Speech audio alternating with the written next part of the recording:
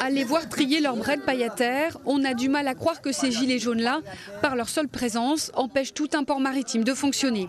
D'ailleurs, ils le disent eux-mêmes, ils ne bloquent rien. Ici, avant tout, c'est un point de rassemblement où on échange nos idées déjà et où on essaie de mettre en place justement une information sur ce que nous a dit Annick Girardin et de faire comprendre quand même aux Réunionnais qu'elle se moque de nous. Pour autant, depuis 15 jours, excepté des aliments pour les animaux et du charbon pour l'usine EDF, rien ne sort du port maritime.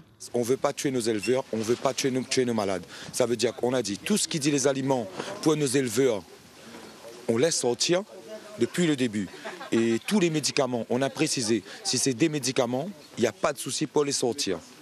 Mais tous les autres trucs qui sont sur les quais, on ne peut pas, parce que c'est l'économie de la Réunion. En laissant l'économie de fonctionner, on n'aura pas l'impact vraiment pour nous faire entendre. La réalité aujourd'hui, c'est que 1500 containers sont toujours à quai et que la préfecture craint des pénuries. Mais alors que les principaux barrages ont été levés, pourquoi ces gilets jaunes sont-ils encore mobilisés ? Le message principal n'a pas été entendu. Pour moi, le message principal, c'est que ce système dans lequel on vit est complètement défectueux et qu'on a besoin d'en changer. Donc je parle en mon nom à l'heure actuelle, mais je pense que beaucoup se retrouveront dans ce que j'ai à dire.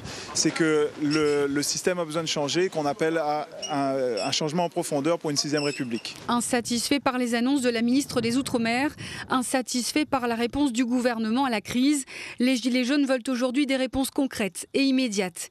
Ils veulent surtout pouvoir décider eux-mêmes de leur avenir. En attendant, l'économie de l'île est toujours paralysée.